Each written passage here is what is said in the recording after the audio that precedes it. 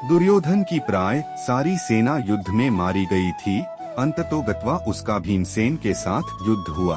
उसने पांडव पक्ष के पैदल आदि बहुत से सैनिकों का वध करके भीमसेन पर धावा किया।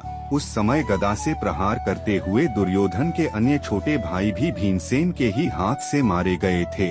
महाभारत संग्राम के उस 18वें दिन रात्रिकाल में महाबली अश्वत्थामा ने पांडवों की सोई हुई एक अक्षौहिणी सेना को सदा के लिए सुला दिया।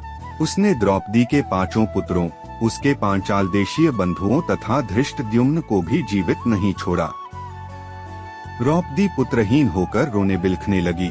तब अर्जुन ने सिंह के अस्त्र से अश्वत्थामा को परास्त करके उसके मस्तक की मणि निकाल ली। उसे मारा जाता देख द्रौपदी ने ही अनुनय विनय करके उसके प्राण बचाए। अश्वत्थामा इतने पर भी दुष्ट अश्वत्थामा ने उत्तरा के गर्भ को नष्ट करने के लिए उस पर अस्त्र का प्रयोग किया। वह गर्भ उसके अस्त्र से प्राय दग्ध हो गया था, किंतु भगवान श्री कृष्ण ने उसको पुनः जीवन दान दिया। उत्तरा का वही गर्भस्थ शिशु आगे चलकर राजा परीक्षित के नाम से विख्यात हुआ। कृतवर्मा, कृपाचार्य तथा अश्वत्थामा, ये 3 कौरव पक्षीय वीर उस संग्राम से जीवित बचे। दूसरी ओर 5 पांडव, सात्यकी तथा भगवान श्री कृष्ण के साथ ही जीवित रह सके, दूसरे कोई नहीं बचे। उस समय सब और अनाथा स्त्रियों का आर्तनाद व्याप्त हो रहा था।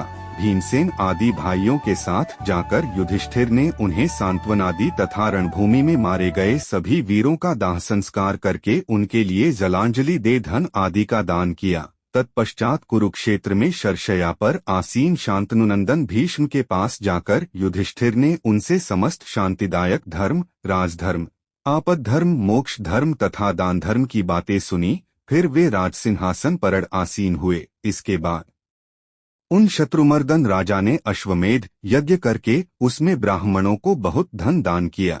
तदंतर द्वारका से लौटे हुए अर्जुन के मुख से मुसलकांड के कारण प्राप्त हुए शाप से पारस्परिक युद्ध द्वारा यादवों के संहार का समाचार सुनकर युधिष्ठिर ने परीक्षित को राजासन पर बिठाया और स्वयं भाइयों के साथ महाप्रस्थान कर स्वर्गलोक को सिधार हुए।